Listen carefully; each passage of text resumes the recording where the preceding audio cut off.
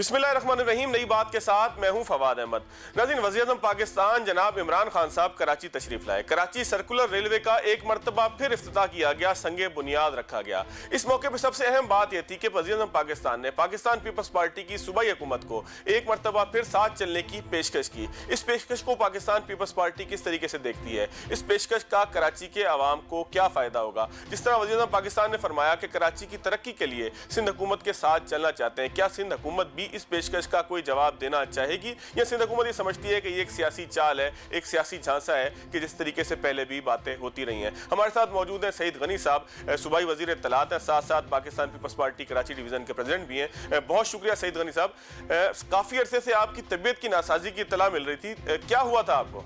बस अब तो काफी ठीक हूँ, मुझे डेंगू हो गया था एक्चुअली। डेंगू के हवाले से ही कराची में भी ये इत्तलात मिल रही है कि केसेस बहुत बढ़ रहे हैं। सिंध हुकूमत किस तरीके से डेंगू से निपट रही है? देखिए, ये बिल्कुल ठीक बात है आपकी कि मुल्क के दीगर इलाकों की तरह कराची में भी ये बस फैला है, और उसकी वजह ज़ाहिर है एक मखसूस किस्म का मच्छर होता है जो साफ पानी में पैदा होता है और फिर वो नुकसान पहुंचाता है। तो आगाही की मुहिम शुरू कर रहे हैं। एक आध दिन में आप देखेंगे कि टीवी चैनल्स पर भी आएंगे और लोगों को एहतियाती तदाबीर बताएंगे, क्योंकि इसका इलाज तो कोई नहीं, एहतियात ही इसका इलाज है। और हम कोशिश करें कि ऐसी जगहें हम ना बनाएं अपने घरों में आसपास जहाँ पर ये मच्छर पैदा हो सके। तो एक ही तरीका होता है, और जहाँ जहाँ दुनिया भर में इस पर काबू पाया गया उसका यही तरीका होता है कि उस मच्छर को जो उसकी जहाँ से वो पैदा होता है वो जगहें जो है ख़त्म की जाती हैं और वो मौके उसको बंद किए जाते हैं। लेकिन जब मौसम सर्द होता है तो शायद ये वैसे भी ख़त्म हो जाता है। चले सईद गनी साहब, सियासी गुफ्तगू की तरफ आ जाते हैं। डेंगू हो, कोरोना हो, ये तो चलती ही रहेंगे, लेकिन सियासी कोरोना जो बहुत तेज़ी से फैल रहा है उससे भी निपटने का काम करना पड़ेगा। सईद गनी साहब, ये बताइएगा कि वज़ीर-ए-आज़म साहब ने एक पेशकश की कराची सर्कुलर रेलवे की जो तकरीब थी उसके मौके के ऊपर, गो के वहाँ पर सीएम साहब को नुमाइशी तौर पर बुलाया गया, उन्होंने खिताब भी नहीं किया, जिससे अंदाज़ा ये होता है कि कितनी संजीदा होगी। लेकिन आप किस तरीके से इस सारी सूरत हाल को देखते हैं? पहली दफ़ा पेशकश आई है, क्या सर्द महरी की जो बर्फ थी वो पिघलना शुरू हुई है? देखिए, हमने तो हमेशा ये कहा है कि वफाकी हुकूमत को सूबा सिंध की तरफ भी तवज्जो देनी चाहिए और वहाँ पर उनको पैसा खर्च करना चाहिए, इसलिए कि सूबा सिंध भी पाकिस्तान का हिस्सा है। अगर वहाँ किसी अपोजिशन जमात की हुकूमत है तो उसका ये मतलब नहीं है कि वहाँ के करोड़ लोगों को जो इसकी सज़ा दी जाए। पीपल्स पार्टी के किसी भी लीडर ने, चीफ मिनिस्टर साहब ने ये नहीं कहा होगा कि हम वफाकी हुकूमत के साथ चल नहीं सकते हैं। हमने 12 कोशिशें की हैं, लेकिन जाहिर है कि फेडरल गवर्नमेंट का रोल इसमें ज़्यादा होता है और उनको अपना किरदार ज़्यादा अदा करना पड़ता है। लेकिन बदकिस्मती से वो किरदार हमें नज़र नहीं आया, बल्कि सूबा सिंध की हुकूमत को कमज़ोर करने की कोशिशों के ऐलानात जो है बार बार आपने सुने होंगे। अच्छा, इसमें भी 2 चीज़ें बार बार सीएम साहब ने भी कही, हम भी उसका जिक्र करते हैं कि फेडरल गवर्नमेंट जो भी डेवलपमेंट के काम कर रही है पूरे मुल्क में, सूबा सिंध वो वाहिद सूबा है जहाँ पर एक सिंध इंफ्रास्ट्रक्चर डेवलपमेंट कंपनी बनाई गई है, जबकि बाकी किसी सूबे में ये नहीं है। तो इसका मतलब ये है कि आप सूबा सिंध को डिफरेंटली ट्रीट कर रहे हैं। फिर यहाँ पर जो उन्होंने अपने एमएनएस को डेवलपमेंट के फंड्स दिए, तासुर वो ये देते हैं कि हम फंड्स के देने के खिलाफ है, ये बात नहीं है। आपने उनको फंड्स दिए हैं, वो काम करना चाहते हैं, लेकिन वो कर क्या रहे हैं?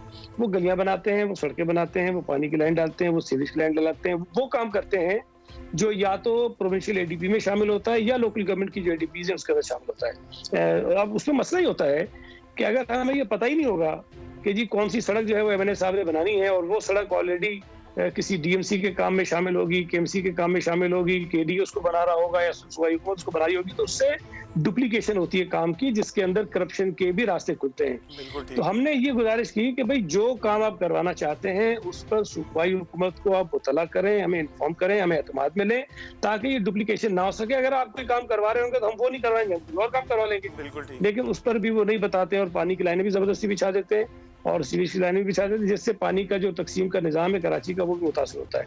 और कई मौक़ों पर बहुत ऐसी सूरत हाल भी पैदा हुई जो नहीं होनी चाहिए थी, झगड़े भी होते हैं और तो कुछ तशवीशनाक सूरत हाल भी पैदा हो जाती है जो नहीं होनी चाहिए। तो बहरहाल ये हमारे ऐसी चीज़ें हैं जो मैं नहीं समझता कि वफाकी हुकूमत या पीटीआई उसको अपने खिलाफ समझे। हम ये समझते हैं कि कुछ चीज़ें उन्हें ऐसी करनी पड़ेंगी जिससे हमें ये एहसास हो कि फेडरल गवर्नमेंट वाकई संजीदा है صوبائی حکومت کو ساتھ لے کر چلنے میں۔ اچھا، جو ساری صورتحال ہے سعید غنی صاحب، آپ کو لگتا ہے کہ وفاقی حکومت نے بھی اپنا رویہ چینج کیا؟ کیونکہ اس سے پہلے یہاں پر موجود پاکستان تحریک انصاف کی قیادت ہو یا وفاق میں بیٹھے ہوئے لوگ ہوں، وہ ایسے بیانات دیتے ہیں کہ جس کے نتیجے میں محسوس ہی ہوتا ہے کہ کبھی کوارڈینیشن بن ہی نہیں پائے گی، یہاں تک کہ سی ایم صاحب کو انوائٹ ہی نہیں کیا جاتا بہت ساری وفاق کی تقریبات کے اندر جو کراچی کے اندر بھی ہوتی ہیں۔ تو یہ آپ کو لگتا ہے کہ اب کچھ وفاقی حکومت کو بھی سمجھ میں آیا کہ کراچی کی ترقی ہو یا سندھ کی ترقی ہو یا پاکستان کی ترقی ہو، سندھ سب سے اہم صوبہ ہے، اس کو ساتھ لے کے چلنا پڑے گا؟ دوسری جانب سے بھی آپ کو لگتا ہے کچھ ٹیوننگ ہوئی ہے؟ دیکھیں، پہلی بات تو یہ ہے کہ جس تقریب کا تذکرہ کر رہے ہیں کہ چیف منسٹر صاحب کو بلایا گیا، اس میں ہم شیئر ہولڈر ہیں۔ جو منصوبہ ہے 21 ارب کا، جس میں KCR کا یہ ایک انفراسٹرکچر بنانے جا رہے ہیں، اس میں سندھ حکومت نے پہلے 6 ارب روپے ڈالے اور اس کے بعد فیڈرل گورنمنٹ نے 15 ارب روپے اس کے اندر ڈالے ہیں۔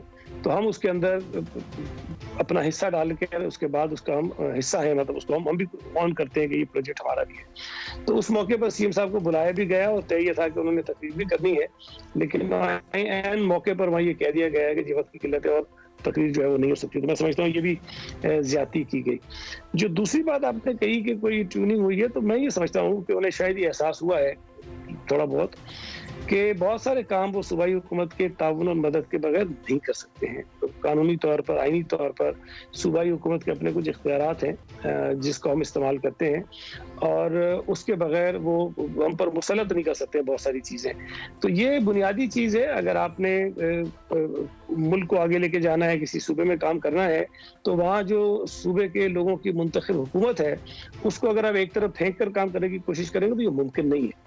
اس کی وجہ سے شاید ان کو کہیں تھوڑی بہت مشکلات آئی ہوں گی، لیکن یہ رویہ ویسے بھی کوئی، میں سمجھتا ہوں کہ جبری رویہ نہیں ہے کہ اگر کہیں حکومت کسی اور جماعت کی ہے تو آپ کا رویہ مختلف ہو۔ ہمارے دور میں خیبر پختونخوا میں کوئی اور حکومت تھی، پنجاب میں کوئی اور حکومت تھی، قومی اسمبلی میں ہماری اکثریت نہیں تھی، لیکن ہم نے کانسٹیٹیوشنل میجر ریفارمز کر دی اور اتنی آئینی ترامیم کی جو اکثریت ان میں سے جو اتفاق رائے سے ہوئی۔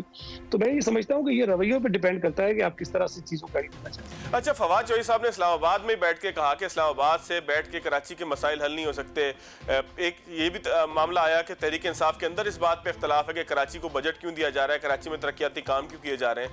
آپ سمجھتے ہیں کہ پاکستان تحریک انصاف مجبوری میں اس طرف آئی ہے کہ یہاں پر بھی کوئی کام کیا جائے؟ دیکھیں، یہ جو سوچ ہے نا فواد چوہدری صاحب کی، یہ بڑی افسوسناک ہے، اور انہوں نے، مجھے نہیں سمجھ آتی یہ بات کیوں کہی کہ ہم نے سیاسی دباؤ میں 1100 دے دی، ارب روپے دی۔ 1100 روپے نہیں دیے۔ پہلی تو یہ بہت واضح ہو جانا چاہیے کہ کوئی 1100 ارب روپے PTI کی حکومت نے صرف کراچی شہر کے لیے نہیں دیے ہیں۔ یہ دعویٰ ہی غلط ہے۔ دوسری بات یہ ہے کہ اکثر ہمارے مخالف جو یہاں صوبہ سندھ میں ہیں، وہ خاص طور پہ MQM کے دوست ہیں، وہ یہ کہتے ہیں کہ جی کراچی شہر جو ہے وہ اتنا کنٹریبیوٹ کرتا ہے صوبہ سندھ کے ریونیوز کے اندر، اس لیے یہاں پر کام کچھ نہیں ہوتا۔ میں اکثر ان سے یہ سوال کرتا ہوں کہ یہی سوال آپ وفاقی حکومت سے کیوں نہیں کرتے ہیں کہ کراچی شہر اتنا کنٹریبیوٹ کرتا ہے پاکستان کے ریونیوز میں، کراچی کے اوپر آپ ایسا پیسے نہیں لگاتے؟ ہمارا پیسہ تو پھر بھی سندھ میں لگتا ہے نا، سندھ سے باہر تو کہیں نہیں جاتا، اور کراچی میں جتنا لگتا ہے میں یہ سمجھتا ہوں کہ ضرورت اس سے زیادہ ہے، لیکن ظاہر ہے کہ صوبائی حکومت کے وسائل اتنے نہیں ہیں کہ ہم کراچی کے جو میگا پروجیکٹس ہیں ہم اپنے وسائل سے پورے کر سکیں۔ تو فیڈرل گورنمنٹ کو یہاں لگانا چاہیے۔ تو یہ ایک بڑی عجیب سی بات ہے کہ جو شہر، جو صوبہ بہت زیادہ کنٹریبیوٹ کرتا ہے ریونیو جنریشن میں، اس کے متعلق آپ کا رویہ یہ ہو کہ جی ہمارے یہاں اندر تشویش پائی جاتی ہے کہ وہاں پیسے کیوں لگائے جاتے ہیں۔ ایک تو لگائے نہیں گئے، اگر نہیں لگائے گئے تو یہ غلط بات ہے، آپ کو لگانے چاہیے۔ آپ کو 1100 نہیں 11,000 روپے لگانے چاہیے، لیکن اس طرح کی سوچ نہیں رکھنی چاہیے۔ اچھا سعید غنی صاحب، ایک بڑا تھوڑا سا طویل سوال ہے لیکن وہ پوری کراچی کی ڈائنامک کے اوپر ہے۔ آپ خود کراچی کے بیٹے ہیں، ظاہر ہے یہیں سے آپ منتخب ہوئے ہیں۔ سرکولر ریلوے جو کراچی کی ہے، اس کو اگر 3 حصوں میں تقسیم کیا جائے تو ایک حصہ ہے کہ جس کے اوپر ٹریک موجود ہے، وہ ٹریک پاکستان ریلوے کا ہے۔ ایک حصہ جو گلشن اقبال والا سارا گیلانی کے ساتھ ساتھ جو چلتا ہے، جہاں پہ سر سید یونیورسٹی کے سامنے فلائی اوور کے نیچے سے گزرتا ہے، پھر وہ چاہے پیچھے سینٹرل سے آ رہا ہو کہ جہاں پر جو ہے وہ سیما کے پاس اب ایک فلائی اوور بن گیا ہے، یہ جو آپ نے گرین لائن بس چلائی ہے، یہ ٹریک موجود ہی نہیں ہے۔ ایک حصہ ہو گیا۔ تیسرا حصہ وہ ہے کہ جس پہ ٹریک موجود ہے لیکن وہاں پہ ہو کچھ نہیں سکتا۔ تو سرکولر ریلوے چلے گی کدھر، جس کا افتتاح کر دیا گیا ہے، جس کی سنگ بنیاد رکھ دیا گیا ہے، یہ کدھر چلے گی؟ یہ خود ہی ہوا کے اندر چلا کرے گی؟ کس طرح چلے گی؟ دیکھیں، میں نے تو جب وہ تقریب ہوئی تھی اس کے بعد، یا شاید اگلے دن یا پتہ نہیں اسی دن میں نے بات کی تھی کہ میں خود سمجھ نہیں پایا کہ یہ جو افتتاح کیا گیا ہے، جس چیز کا سنگ بنیاد رکھا گیا ہے، اس کا مقصد کیا ہے۔ اس لیے کہ دو چیزیں آپ رکھیں ذہن میں. ایک تو سپریم کورٹ آف پاکستان کا یہ فیصلہ تھا کہ جی پرانی KCR کو بحال کیا جائے, جو میں سمجھتا ہوں کہ مناسب بات نہیں ہے, وہ ممکن نہیں ہے, اور نہ ہی کراچی شہر کو اس 1964 کی KCR کی ضرورت نہ وہ روٹ ہے. بہرحال اب سپریم کورٹ کا فیصلہ تھا, کوشش کی گئی, ہم سے بھی پیسے رکھوائے گئے بجٹ میں, ہم نے رکھ دی, عدالت کا فیصلہ تھا, ہمارے نام پر لازم ہے, لیکن وہ نہیں ہو سکتا. اب یہ حکومت بھی اسی روٹ کو اس کے اوپر ایک گرے اسٹرکچر بنانا چاہتی ہے 21 ارب پہ خرچ کر کے, اور مجھے نہیں سمجھ آتی بات آج کل کے جدید زمانے میں کس طرح یہ ممکن ہے کہ آپ ایک فلائی اوورز بنا دیں, انڈر پاسز بنا دیں ٹرین کے لیے, اور بعد میں آپ کوئی کسی فرم کو یا کسی ملک کی بڑی کمپنی کو بلائیں اور کہیں کہ جی اس کے اوپر آپ ٹرین چلاؤ. اب مجھے نہیں سمجھ آتی بات کہ وہ کیسے ممکن ہے. جب بھی کوئی اس قسم کی اسکیم آتی ہے, کوئی پروجیکٹ آتا ہے, جدید پروجیکٹ آتا ہے, اس کی انجینئرنگ پوری الگ ہوتی ہے, اس کے لیے بہت بڑی کنسلٹنسی ہوتی ہے, اس کی بہت طویل ایک فیزیبلٹی رپورٹ بنتی ہے. ابھی تک یہ جس KCR کی بات کر رہے ہیں, میرے علم میں نہیں ہے کہ اس کی فیزیبلٹی رپورٹ بھی بنی ہے کہ نہیں بنی ہے. تو یہ میں نہیں سمجھتا کہ کوئی ایک مناسب فیصلہ تھا, لیکن بہرحال سپریم کورٹ کا فیصلہ ہے, وفاقی حکومت نے پتہ نہیں کیا سوچا ہے, اس کو بنانا چاہتے ہیں, لیکن میں سچی بات ہے سمجھ نہیں سکا. اچھا سعید غنی صاحب, میں ایک چھوٹا سا بریک لیتا ہوں, بریک کے بعد دوبارہ آؤں گا. KCR والا معاملہ بھی نپٹا نہیں ہے, بریک کے بعد میں دوبارہ تفصیل سے آپ سے اسی پہ بات کروں گا. آپ کا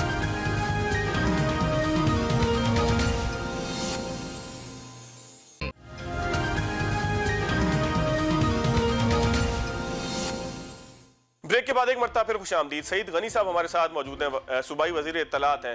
سعید غنی صاحب, KCR کا ہی اگر تھوڑا سا میں, کیونکہ یہ ایک منصوبہ ایسا اچانک آیا, اچانک سے میری مراد یہ کہ ایک دن پتہ لگا کہ وزیر اعظم صاحب جو ہے وہ اسٹون بریکنگ اس کی کر رہے ہیں, یہاں پہ سنگ بنیاد رکھا جا رہا ہے, لیکن نظر کچھ نہیں آتا. پورا روٹ جس کا میں نے تذکرہ کیا, ظاہر ہے آپ سے بات کرنے میں مجھے کنوینس اس لیے کہ آپ پیدا ہی کراچی میں ایک ایک گلی محلے کو جانتے ہیں. اس روٹ کے اوپر آپ کو لگتا ہے کہ کراچی کی اب ضرورت ہے, جو روٹ آلریڈی KCR کا تھا اس کے اوپر ہمیں ضرورت ہے؟ وہ شہر کے اندر سے تو گزر نہیں رہی, وہ تو گول گھوم رہی ہے جس طریقے سے کوئی ایکسپریس وے گھومتا ہے یا لاہور کا رنگ روڈ گھومتا ہے.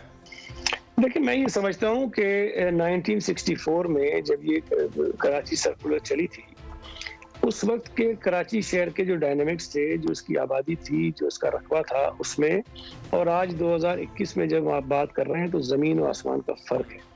یہ ممکن ہی نہیں ہے کہ اگر آپ اس روٹ پر بھی چلا دیں تو کراچی کے لوگوں کی ضروریات پوری ہو سکے. یہ بہت ہی مختلف قسم کی یہاں پر ایک KCR کی ضرورت ہے, اور ظاہر ہے اس پر کام بھی ہو رہا تھا, اور جس پر چیف منسٹر صاحب نے پہلے اس کو CPEC میں شامل کروایا. 2016 سے لے کے 2020 تک سندھ حکومت نے اس کیس کو جس طرح پرسو کیا ہے, جس طرح اس کو فالو کیا ہے, جس طرح منتیں کی ہیں فیڈرل گورنمنٹس کو کہ آپ اس کو کر لیں, کچھ چیزیں ہوئیں. یہ PDWP سے اپروو ہوئی, یہ CPEC میں شامل ہو گئی, یہ CDWP سے اپروو ہو گئی, یہ ECNIC سے اپروو ہو گئی. آخر میں جب جا کر چائنیز حکومت کو, چائنیز اداروں کو فیڈرل گورنمنٹ کی جانب سے سوورن گارنٹی کی طرف کے لیے لکھنا تھا, اس وقت انہوں نے آ کے اس کو بریک لگا دی. اور چیف منسٹر صاحب سابق کا جو فیڈرل گورنمنٹ تھی اس کو بھی لکھتے رہے, اور موجودہ جو فیڈرل گورنمنٹ ہے اس کو بھی لکھتے رہے, انہوں نے نہیں کیا کام.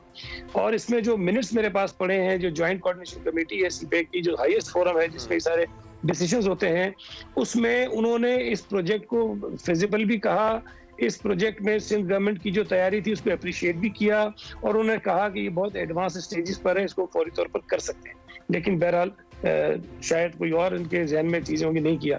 یہ پچھلی برس جب یہ کراچی ٹرانسفارمیشن پلان والی بات آئی, اس وقت ہمیں پتہ چلا کہ KCR کا جو پروجیکٹ جس کو سندھ گورنمنٹ پرسو کر رہی تھی, اس کو انہوں نے سندھ حکومت کے حصے سے نکال کے اپنے حصے میں ڈال دیا. اس پر ہم نے بات بھی کی کہ جناب یہ تو ہمارا منصوبہ ہے, ہم اس کو فالو کر رہے ہیں, ہم نے خطوط لکھے ہیں, ہم نے بات کی ہے. تو انہوں نے کہا نہیں جی ہم کر دیں گے, کوئی مسئلہ نہیں. اب چونکہ وہ پبلک پرائیویٹ پارٹنرشپ میں ہونا تھا, ہم نے کہا چلیں جی آپ کر لیجئے. اب انہوں نے اگر کیا بھی ہے تو پچھلے 1 سال میں اس کے اوپر کوئی ٹینجیبل مجھے ایکٹیویٹی نظر نہیں آ رہی جس پہ آپ کہہ سکیں کہ جی انہوں نے 1 سال میں اس کام پر اتنا اپنے آپ کو آگے بڑھایا. اب یہ جو افتتاح بھی ہوا ہے تو یہ میں نے آپ کو بتایا گرے اسٹرکچر ہے, وہ جو KCR جو لیٹسٹ اور جدید قسم کی KCR بننی ہے وہ نہیں ہے. اور یہ بات آپ کی بالکل ٹھیک ہے کہ اس پرانے روٹ میں کئی جگہ ایسی ہیں جہاں پر شاید آپ کو بہت ہی کوئی تباہی پھیلانی پڑے گی, اس کے بعد جا کے راستہ بنے گا. ادروائز موجودہ صورتحال میں وہاں سے ٹرین گزر نہیں سکتی. اور کئی جگہ ایسی بھی ہیں جو پریورٹی نہیں ہوگی, جہاں پہ عوام کا فلو نہیں ہے, ٹریفک فلو نہیں ہے, اس طرف ہمیں شاید جانے کی ضرورت نہ ہو. ایک زمانے میں شاید کراچی میں ہوتی ہو. اچھا سعید غنی صاحب, پہلے جائکا آیا, اس کے بعد آپ سی پیک میں چائنا کو لے کر آئے. یہ پروجیکٹ جو ہے وہ کسی صورت بھی کسی سے ہو نہیں پاتا. ایک نعمت اللہ خان صاحب کے دور میں چلی تھی, وہ بھی KCR نہیں تھی, وہ بھی جو ہے وہ دھابے جی سے چلتی تھی گاڑی, اور جو ہے وہ آ کے کینٹ کے اوپر رکتی تھی. اسی کو ہم نے جو ہے وہ سرکولر ریلوے کا نام دے دیا تھا. یہ جو منصوبہ ہے, اس کی آپ ضرورت کیا سمجھتے ہیں؟ آپ جس طرح بتا رہے ہیں کہ سی پیک کے اندر اس میں شامل کرانے کے لیے آپ لوگوں نے پوری ورکنگ کی تھی, ضرورت کیا ہے کراچی کی اگر کوئی سرکولر ریلوے بنے یا یہاں پر کوئی جدید قسم کی ٹرین چلے, میٹرو ٹرین ٹائپ کی؟ دیکھیں میں اس میں تھوڑا ایڈ کر دوں, جو آپ نے بتایا نا, اس موجودہ حکومت میں بھی جب سپریم کورٹ کا فیصلہ آیا تو انہوں نے بھی کینٹ اسٹیشن سے لے کے یا پبلک سٹی اسٹیشن سے لے کے پپلی تک جو ہے ٹرین شاید چلائی. اس میں بیٹھتا کوئی نہیں تھا, صرف افتتاح اس کا عارف علوی صاحب نے کیا تھا. جی وہی تو کچھ عرصہ چلی ہے, پھر اس میں نقصانات تھے, ظاہر خسارے میں تھی, تو انہوں نے بند کر دی. لیکن بہرحال سپریم کورٹ کے حکم پر اس کا افتتاح ہوا اور چلی. جو دوسری بات آپ کر رہے ہیں, دیکھیں کراچی بہت بڑا شہر ہے. کراچی میں اس قسم کی جو سفری سہولیات ہے اس کی بہت ضرورت ہے. صرف ایک نہیں ہو سکتا ہے کہ آپ کو بہت زیادہ ٹرین جو ہے وہ چلانی پڑے, لیکن ظاہر ہے کہ پہلے ایک بڑی جو ایک میجر ایسی ٹرین ہونی چاہیے جو شہر کے بہت سارے علاقوں کو کور کرے اور لوگوں کو آنے جانے میں سہولیات ہوں. اس سے دنیا بھر کے بہت بڑے بڑے جو شہر ہیں اس میں اگر آپ دیکھیں, آپ نے تجربہ کیا ہوگا یقیناً, کہ وہاں اس سے ٹریفک کا فلو کم ہوتا ہے, لوگوں کی جو ٹریولنگ کے جو آورز ہیں وہ کم ہو جاتے ہیں, بہت آسانی سے لوگ سفر کر سکتے ہیں, سستا ہو جاتا ہے سفر, فیول کی کنزمپشن جو ہے آپ کی وہ کم ہوتی ہے. تو بہت سارے فوائد ہیں, اور سب سے بڑی بات یہ ہے کہ لوگوں کی ضرورت ہے. تو اگر ایک مرتبہ کوئی ایک بڑی ٹرین چل جاتی ہے, پھر اس کے بعد مختلف BRT کے منصوبے وہ چل جاتے ہیں, ایک اچھا عزت دار قسم کا سفر کرنے کا کوئی ذریعہ لوگوں کو مل جاتا ہے, تو یہ حق ہے شہریوں کا. اس میں نہیں سمجھتا کہ میں یہ کہوں کہ ضرورت نہیں, ضرورت بالکل ہے, اور شاید اس سے زیادہ بڑی KCR کی ضرورت. چلیں تھوڑا سا سعید غنی صاحب آگے کی طرف آتے ہیں. وزیر اعظم صاحب نے کہا کہ جزیروں پہ ترقی ہونے دیں, اس سے سندھ کو بھی فائدہ ہوگا, یہاں پہ سرمایہ کاری آئے گی, روزگار کے مواقع بڑھیں گے. میں بالکل اس بات میں آپ کے ساتھ ہوں کہ جس طریقے سے چوری چھپے ایک آرڈیننس کے ذریعے جزیروں پہ قبضے کا فیصلہ کیا گیا, کوشش کی گئی, وہ بہرحال آئینی حدود سے بھی تجاوز تھا, اور اس کے اوپر سبھی لوگ بات کرتے ہیں کہ طریقہ کار نہیں تھا کہ ایک جو ہے وہ آرڈیننس کے ذریعے آپ قبضہ کر لیں. لیکن اگر وفاقی حکومت چاہے کہ آپ کے تعاون سے, آپ کی مدد سے, آپ کے فراہم کیے ہوئے پل سے جو ہے وہ جزیروں کی اوپر کوئی تعمیرات کی جائیں, اس کو ڈیولپ کیا جائے, تو اس میں مذائقہ کیا ہے؟ دیکھیں جب پچھلی مرتبہ یہ بات ہوئی نا, تو اس وقت بھی فیڈرل گورنمنٹ نے سندھ حکومت میں خط لکھا کہ ہم یہ جو نیا پاکستان ہاؤسنگ اتھارٹی ہے, اس کے ذریعے ان جزیروں پر کوئی ڈیولپمنٹ کرنا چاہتے ہیں. سندھ حکومت نے ان کو جواب دیا کہ جی بالکل, ہمیں کوئی اعتراض نہیں ہے, آپ یہاں پہ ڈیولپمنٹ کیجئے, لیکن اس میں یہ کہا کہ ایک تو جو سندھ کے قوانین ہیں کنسٹرکشن کے, ڈیولپمنٹ کے, اس کو آپ نے فالو کرنا ہے, جو لا آف لینڈ ہوگا اس پہ آپ نے چلنا ہے. دوسرا یہ ہے کہ وہاں کے جو لوگ ہیں ان کی مرضی کے خلاف جو ہے وہ کوئی چیز نہیں ہوگی, اور ان کو اعتماد میں کیا جائے. اب بات یہ ہے کہ ہم نے نیک نیتی سے کام کیا, اور پھر اس کے بعد جو آرڈیننس آیا اس کو اگر آپ پڑھیں آرڈیننس کو, تو اس میں تو انہوں نے پتہ نہیں کیا کیا لکھ دیا کہ وہاں سے اٹھا کے سب کو پھینک دیں گے, اور کوئی اس کے اندر مداخلت نہیں کر سکتا, اور یہ فیڈرل گورنمنٹ کی اپنی ہو گئی, اس میں کوئی ایک نئی انہوں نے چیز بنا دی, کوسٹل ڈیولپمنٹ پتہ نہیں کوئی, مجھے نام ہی یاد آ رہا ہے, ایک اتھارٹی نہیں بنا دی. تو یہ وہ چیزیں ہیں جس سے اعتماد جو ہے وہ مجروح ہوا, اور یقیناً علی زیدی اتھارٹی بنا دی انہوں نے. جی مجھے نام اس کا یاد نہیں ہے, مجھے بھی یاد نہیں ہے, اس لیے میں نے علی زیدی اتھارٹی کا نام اس کو دیا بھی. جی کوئی اسی طرح کی تھی. تو ظاہر ہے کہ اگر آپ نے ایک خط لکھا تھا نیک نیتی سے اور سندھ حکومت نے پازیٹیولی رسپونڈ کیا تھا, تو آپ کو بھی پھر اسی طرح سے آگے بڑھنا چاہیے تھا نا. تو اب اگر وزیر اعظم صاحب بات کرتے ہیں تو ظاہر ہے ترقی کے ہم بھی خلاف نہیں ہیں, ترقی کے کوئی بھی خلاف نہیں ہو سکتا, لیکن بنیادی چیز یہ ہے کہ جو زمین ہے کسی بھی صوبے میں, وہ صوبے کی اور صوبے کے لوگوں کی ملکیت ہے. اگر آپ ان کے اوپر ان کو رونتے ہوئے کوئی ڈیولپمنٹ کرنا چاہتے ہیں تو وہ میرا نہیں خیال ہے کہ ہم ہونے دیں گے.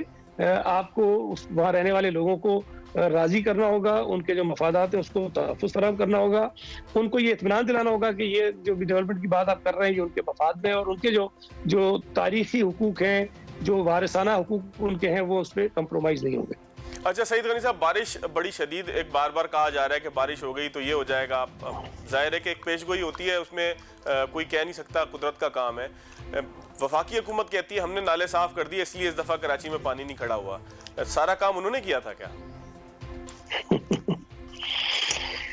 دیکھیں وفاقی حکومت نے 3 نالوں پر کام شروع کروایا ہے.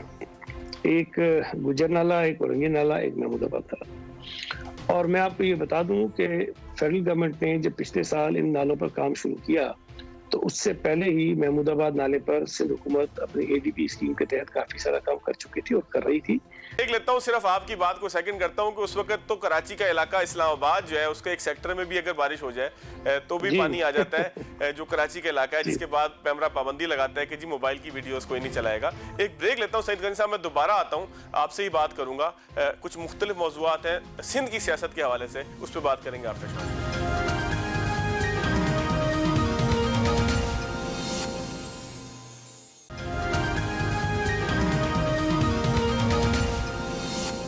ब्रेक के बाद एक मरतबा फिर खुशामदीद। सईद गनी साहब हमारे साथ मौजूद हैं। बहुत सारे मामलात, बहुत सारे मसाइल के ऊपर बात हुई। सईद गनी साहब, मुख्तलिफ शमूलियतें हो रही हैं। अरबाब गुलाम रहीम साबिक वज़ीर आला हैं, उनकी शमूलियत हुई। गौस अली शाह साहब की शमूलियत हुई, खैरपुर से साबिक वज़ीर आला है। इसके साथ साथ मुख्तलिफ ऐसे लोगों की कौम परस्त जमातों की भी साथ साथ चलने की बात हो रही है। कितना बड़ा थ्रेट है फ्यूचर में पाकिस्तान पीपल्स पार्टी के लिए सिंध हुकूमत के हवाले से? देखिए, अरबाब गुलाम रहीम जब शामिल हुए PTI में तो उससे कोई 3 महीने पहले वो हमारे एक नौजवान 30 साला MPA से कोई 30-40 हज़ार वोटों के मार्जिन से हारे सूबाई असेंबली की सीट पर, उमरकोट की सीट पर। कोई 30,000 से ऊपर की मार्जिन से उन्होंने उसको हराया। 30 साल का नौजवान है, अरबाब कर रहा है। तो गौस अली शाह साहब जो हैं वो नफीसा शाह साहबा से हारे हैं 2018 के इलेक्शन में। और जो जफर अली शाह साहब हैं वो भी हमारे MNA से हारे हैं, मुझे नाम उनका ज़हन में नहीं आ रहा, नौशर फिरोज से। तो ये जी मतलब ये तमाम लोग पीपल्स पार्टी के अगेंस्ट खड़े हुए हैं और पीपल्स पार्टी के लोगों ने इनको बुरी तरह से हरवाया है। और जफर अली शाह गालिबन 48,000 वोटों से हारे थे। तो अब अगर ये हमारे वैसे ही मुखालिफ थे, ये GD में बैठे हैं, PTI में बैठे हैं, MQ में बैठे हैं, हमारे लिए कोई फर्क पड़ता। लेकिन एक चीज मैं आपको बता दूं, पीपल्स पार्टी के दरवाजे पर इस वक्त कतार बनी हुई है लंबी, जिसमें PTI के भी शामिल हैं, MNAs, MPs, GDA के भी शामिल हैं और बहुत सारे लोग हैं। हमने दरवाजा खोलना है और ये सारे पीपल्स पार्टी के अंदर होंगे। खोलेंगे वैसे दरवाजा? हम खोलेंगे आराम से, एक एक करके, दो दो खोलेंगे, दरवाजा खोलेंगे, आहिस्ते आहिस्ते खोलेंगे, करेंगे, जहाँ जहाँ जरूरत होगी हम लोगों को ले लेंगे। कोई खतरा महसूस होता है आप लोगों को जब आप काबीना के इजलास में बैठे हैं, आपस में मिले? बिल्कुल भी नहीं होता, इसलिए कि देखें, ऐलानात करना, दावे करना, बातें करना बहुत आसान है। वो PTI बहुत इस काम में माहिर है, वो करते रहते हैं। लेकिन जो जमीनी हकायक है ना, वो ये है कि अभी कराची में कैंटोनमेंट के इलेक्शंस हुए। PTI ने सीटें 14 लेनी है, वोटों में हमसे पीछे है। पीपल्स पार्टी नंबर 1 है कैंटोनमेंट बोर्ड्स के इलेक्शन में वोटों के हिसाब से, हमने सबसे ज्यादा वोट किए। बिल्कुल ठीक है। अच्छा, DHA और ये जो क्लिफ्टन कैंटोनमेंट बोर्ड है, जो सबसे बड़ा कैंटोनमेंट बोर्ड है कराची का, जो गढ़ माना जाता है PTI का, वहां पीपल्स पार्टी ने 4 नशिस्तें जीती हैं और PTI ने 2 जीती हैं। और PTI का जो कैंडिडेट 2 जीते हैं, एक के गालिबन 490 वोट है, एक के 501 वोट है। और हमारा कैंडिडेट जो कम वोट लेके जीता है उसके 720 वोट, और जो सबसे ज्यादा वोट लेके जीता है उसके कोई 3,000 वोट है। तो हमारे वोट इनसे बहुत ज्यादा है उस इलाके में, उस हल्के में जहां से PTI जीतती रही है, जहां से सदर पाकिस्तान मुंतखब हुए थे। इससे बड़ी क्या बात? सदर पाकिस्तान मुंतखब हुए हैं, गवर्नर सिंध मुंतखब हुए हैं उस हल्के से, और एक मरतबा नहीं, दो मरतबा में। वहां से PTI हमसे बहुत बुरी तरह आ रही है। हमारे कोई 10,000 वोट है, इनके कोई 5,000 के करीब है। NA 249 का रिजल्ट आपके सामने। पीपल्स पार्टी 6ठे नंबर पे थी, पहले पे आ गई। PTI पहले पे थी, 5वें या 6ठे पे चली गई। तो जो लोगों का रवैया है, जो लोगों का मिजाज है, जो पॉलिटिकल डायनेमिक्स हैं, वो कुछ और बताते हैं। ऐलान ये भले कुछ करते रहे। पीपल्स पार्टी ने जहां जहां ज़िमनी इलेक्शन लड़ा है, लाड़काना में हम हार गए, लेकिन वोट हमने पहले से ज्यादा लिए। हमने सांगड़ में लड़ा, हमने उमरकोट में लड़ा, हमने थरपारकर में लड़ा, हमने कराची मलीद में लड़ा, हमने कराची बल्दिया टाउन में लड़ा। हमने सारे इलेक्शंस में अपने जो जनरल इलेक्शन में जो वोट थे उससे वोटों में इजाफा किया है। बाकी तमाम जमातों का वोट कम हो रहा है। तो ज़ाहिर है ये जो सिग्नल्स हैं वो तो ये बताते हैं कि पीपल्स पार्टी इस वक्त मजीद मकबूल हो रही है कराची में भी और सिंध के दीगर इलाकों। अच्छा सईद गनी साहब, एक सवाल है, थोड़ा सा जाती है, आपसे कहते हैं तो पूछ लो। मैं किसी सवाल का मना नहीं करता। सईद गनी साहब, आप केसेस की तरफ क्यों चले जाते हैं? कभी आप शाहिद मसूद साहब को अदालत में खींचते हैं, कभी आप जो है वो अभी सुना है आपने हलीम आदिल शेख साहब पे एक केस किया हुआ है, किसी TV चैनल को भी आपने नोटिस भेजे, मुझे नाम नहीं पता किस TV चैनल को भेजे, समा को आपने भेजा। तो ये इतनी नाराजगी क्यों है? आप जारहाना अंदाज नहीं है आपका, वैसे तो बड़े पोलाइट आदमी हैं आप। دیکھیں میں اگر آپ مجھے کبھی سنیں بھی نا تو میں کبھی بھی کسی کے اوپر وہ الزامات نہیں لگاتا جس کو میں ثابت نہیں کر سکتا ہوں۔ اب اگر میرے متعلق کچھ ایسی باتیں کہی جائیں جن کا کم از کم کسی اور کو پتا ہو نہ ہو، مجھے تو پتا ہوتا ہے کہ صحیح ہے کہ غلط ہے، تو میں اس پر میرا حق ہے۔ شاید رسول صاحب نے پروگرام کیا تو میں نے ان سے پہلے کہا کہ مجھے بلائیں اپنے پروگرام میں، آپ نے دھرنا دیا اسلام آباد جا کے، مجھے یاد ہے اچھی طرح نہیں وہ منظر۔ وہ تو بعد میں دیا بھائی، پہلے تو میں اس کی انتظار کرتا رہا کہ بھائی آپ نے الزامات لگائے، مجھے بلا کے اپنے سامنے بٹھاؤ اور بات کرو مجھ سے، میں جواب دوں گا آپ کو، یہ میرا حق ہے۔ آپ مجھ پہ الزام لگائیں گے، آپ کی ذمہ داری کہ مجھے بٹھا کے سنیں کہ میں اس پہ جواب کیا دیتا ہوں۔ انہوں نے نہیں کیا، میں نے لیگل نوٹس بھیجا، انہوں نے جواب نہیں دیا، پھر ظاہر ہے کہ قانون کے مطابق میں کیس کر سکتا ہوں۔ مجھے لڑنا پڑا، 4 سال تک میرا کیس چلایا، اور ابھی جا کے وہ ان کے وارنٹ بھی نکلے اور ضمانتیں بھی انہوں نے کروائی، اس کے بعد وہ پیشہ بھی بھگت رہے۔ سما کے ساتھ بھی یہی ہے، ہری نادر شیخ کے ساتھ بھی یہی ہے۔ یہ جو مزاج بن گیا نا ہمارے لوگوں کا کہ آپ کے منہ میں جو آئے، جس کی عزت چاہے اچھال لیں، اور خاص طور پر معاف کیجیے گا میڈیا میں بیٹھے ہوئے کچھ لوگوں نے اپنے آپ کو خدا مان لیا ہے کہ ہم جو چاہیں گے کرتے رہیں گے، کوئی پوچھے گا نہیں۔ تو میں نے ہمارے ایک دوست اینکر میں ان کو بتایا تھا کہ میں آپ کو یہ بتاؤں گا آپ خدا نہیں ہے، آپ اگر غلط کریں گے تو جو قانونی میرا حق ہے، جو پولیٹیکل ورکر کی ایک طاقت ہے، میں اس کا تو مظاہرہ کر سکتا ہوں نا۔ میں لڑتا نہیں ہوں، میں کسی کو گولی نہیں مارتا ہوں، ڈنڈے نہیں مارتا ہوں، گالیاں نہیں دیتا ہوں، لیکن کم از کم اگر کوئی مجھ پہ جھوٹے الزام لگائے تو میں سمجھتا ہوں کہ یہ میرا حق ہے کہ میں قانونی کارروائی اس کے خلاف کروں، اور ان کے اندر اخلاقی جرات ہے، وہ ثابت کر سکتے ہیں۔ میرے اوپر لگائے گئے الزامات آئیں عدالت میں بھی ثابت کریں، میڈیا میں بلائیں گے، میڈیا میں ثابت کریں، میں سمجھو۔ اچھا سعید غنی صاحب، بہت ساری چیزیں رہ جائیں گی، ایک اور آپ کے پرسنل معاملہ ہے۔ آپ کراچی ڈویژن کے پریزیڈنٹ ہیں پاکستان پیپلز پارٹی کے۔ جہاں تک میری اطلاعات ہیں وہ یہ ہے کہ آپ لوگ جو ہے نا وہ اب سیاسی طریقے سے جیتنے کے بجائے اب حکومتی طریقے سے کراچی کے مختلف یوسیز کو اور سیٹوں کو جیت رہے ہیں۔ اس کی مثال میں ایسے دیتا ہوں کہ ابھی کراچی کے مختلف علاقوں میں جو کنٹونمنٹ کے الیکشن ہوئے، اس میں پیپلز پارٹی نے مختلف جگہوں پر یقین دہانی کرائی کہ جی آپ کو ساری زندگی پانی کا ٹینکر ملے گا۔ اس کے علاوہ جو ہے وہ آپ نے سیاسی ایڈمنسٹریٹر کا تقرر کیا، نجمی عالم صاحب کا واٹر بورڈ میں لیا کیونکہ آپ کو پتہ ہے کہ واٹر بورڈ بڑی کمزوری ہے، کراچی کے لوگوں کو پانی ملے گا وہ ووٹ بھی دیں گے۔ تو کیا اس طریقے سے آپ اب کراچی کو فتح کرنے لگے؟ دیکھیں میں آپ کو تھوڑی سی اس کی وضاحت کر دوں۔ نجمی عالم سے پہلے بھی ساجد جوکیو صاحب جو ہیں وہ واٹر بورڈ کے وائس چیئرمین تھے، اور نجمی عالم اس سے پہلے بھی رہے ہیں واٹر بورڈ کی کسی کمیٹی میں، شاید وائس چیئرمین بھی رہے۔ تو میں نہیں سمجھتا کہ یہ کوئی ہم نے نیا اور انوکھا کام کیا ہے، وہ قانون میں گنجائش ہے، ہم نے قانون کے مطابق کیا۔ آپ نے کیا کہ کہا کہ سیاسی ایڈمنسٹریٹر لگا دیا۔ ہم چاہیں، اگر ہم چاہیں تو سندھ میں جو سینکڑوں کاؤنسلز ہیں، یو سی سے لے کر ڈی ایم سی سے لے کر ٹی ایم جو ٹاؤنز ہیں وہ لے کر میونسپلٹی لے کر ہر چیز پر ہم اپنا آدمی ایڈمنسٹریٹر لگا سکتے ہیں، قانون میں اس میں کوئی پابندی نہیں ہے۔ لیکن ہم نے صرف کے ایم سی میں ایک ایڈمنسٹریٹر لگایا ہے، اور وہ بھی ظاہر ہے جب تک الیکشن ہے تب تک ہے، اور اس کا بھی مقصد یہ ہے کہ کراچی کے لوگوں کو بہتر طور پر سرو کر سکیں، ڈلیور کر سکیں، اور وہ کوشش کر رہے ہیں کہ بہتر کام کریں، اور آپ کو نظر بھی آ رہا ہے۔ دوسری بات جو آپ نے کہی کہ انتخابات میں جا کر ہم نے کہا کہ ہم پانی دے دیں گے، یہ دے دیں گے، دیکھیں میں جو لوکل الیکشن ہو رہے ہوتے ہیں اس میں نیچے کی سطح پر جا کے انوالو نہیں ہوتا ہوں۔ میں مانتا ہوں میں کراچی کا صدر ہوں، پلان میں کرتا ہوں، منصوبہ بندی میں کرتا ہوں، الیکشنز کس طرح نے لڑنے ہیں وہ کام میں کرتا ہوں، ایجنٹس کیسے ارینج کرنے ہیں وہ میں کرتا ہوں، باقی چیزیں کیسی ہونی وہ میری ذمہ داری ہے، میں کرتا ہوں سارا کام۔ ہمارے تمام پارٹی کے جتنے عہدیدار ہیں مل کے سارا کام کرتے ہیں۔ لیکن میں آپ کو اپنی مثال دیتا ہوں، میں 2017 میں جب جنرل الیکشن لڑا، آپ ریکارڈ اٹھا کے دیکھ لیجیے، بالکل میں نے اپنی کیبنٹ کے تمام لوگوں کو کہا کہ آپ کو میرے حلقے سے گزرنا بھی نہیں، اور کوئی ایک مجھے بتا دیجئے پارٹی کا وزیر، M P A, M N A جو میرے حلقے کے الیکشن میں آیا ہو، پی ٹی آئی اٹھائیے، نون لیگ اٹھائیے، ایم کیو رؤوف اٹھائیے۔ صدیقی صاحب والا الیکشن تھا یہ، وہ میرا خیال ہے جس میں رؤوف صدیقی نہیں 2017 کے ضمنی انتخابات وہی تھے نا جس میں رؤوف صدیقی صاحب کا مقابلہ تھا آپ سے، بلکہ کامران ٹیسوری کا۔ رؤوف صدیقی صاحب نہیں تھے، وہ کامران ٹیسوری تھے، اور نجیب ہارون تھے پی ٹی آئی کے جو آج کل ایم ایل اے۔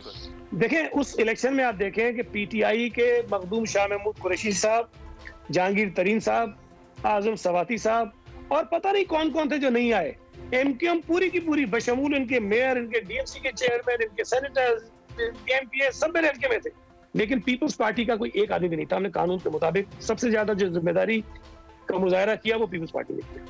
اس کے بعد ملیر کا الیکشن ہوا ہے، میں نے باہر سے بیٹھ کے، حلقے کے باہر سے بیٹھ کے الیکشن کیمپین کو دیکھا ہے، کام کیا ہے، لوگوں کو گائیڈ کیا ہے، حلقے میں نہیں کیا۔ NA 249 کا الیکشن دیکھ لیجئے، میں ایک دن حلقے میں نہیں کیا، میرے اوپر کتنے الزامات لگائے گئے۔ میں نے کہا جی مجھے فون آئے، نوٹسز آئے، میں نے کہا جی مجھے بتائیے کہ آپ کے کوڈ آف کنڈکٹ کی وائلیشن میں نے کہا کی۔ اگر میں حلقے سے باہر بیٹھ کے اپنے پولنگ ایجنٹ سے ملتا ہوں हल्के से बाहर बैठ के अपने यूसी के सदर से मिलता हूँ, जिले के सदर से मिलता हूँ, तो इसमें मैं कौन सा जुर्म कर रहा हूँ? मेरा काम है ये, मेरी जिम्मेदारी है ये। तो मैं ये समझता हूँ कि अगर इलेक्शन कोई कैंडिडेट लड़ता है तो वो जब लोगों से मुखातिब होता है, लोगों से वोट मांगता है, तो जरूर ये वादे करता होगा कि मैं जीत जाऊंगा तो मैं पानी भी दूंगा, मैं आपको सड़क भी बना के दूंगा, मैं आपको लाइट भी लगा के दूंगा। यहाँ तो आपने देखा नहीं है, वो इनके जो कश्मीर में गए थे इलेक्शन में, गंडापुर साहब, वो तो पैसे बांट रहे थे, कैश पैसे बांटे उन्होंने मेरे भाई, और ये करोड़ों रुपए देते हैं अपने लोगों को वहां पे काम करने के लिए। हमारे ऊपर आपको कोई एक ऐसी चीज नहीं मिलेगी जो आप ये कह सकें कि हमने किसी से वोट खरीदा होगा, हमने किसी के ऊपर दबाव डाला होगा, हमने किसी को धमकी दी होगी, कहीं पर हमने किसी को पुलिस से उठवाया होगा। ये चीजें आपको नहीं मिलेगी। यहाँ तो डस्का में इन्होंने प्रिजाइडिंग ऑफिसर उठा लिए थे सारे। धुन बहुत पड़ गई थी सईद गनी साहब। बिल्कुल, प्रोग्राम का वक्त खत्म हो गया। बहुत शुक्रिया, आपने वक्त दिया। नाज़रीन, आज के प्रोग्राम से इतना ही। अगले प्रोग्राम तक इजाज़त दीजिए। अल्लाह हाफिज़।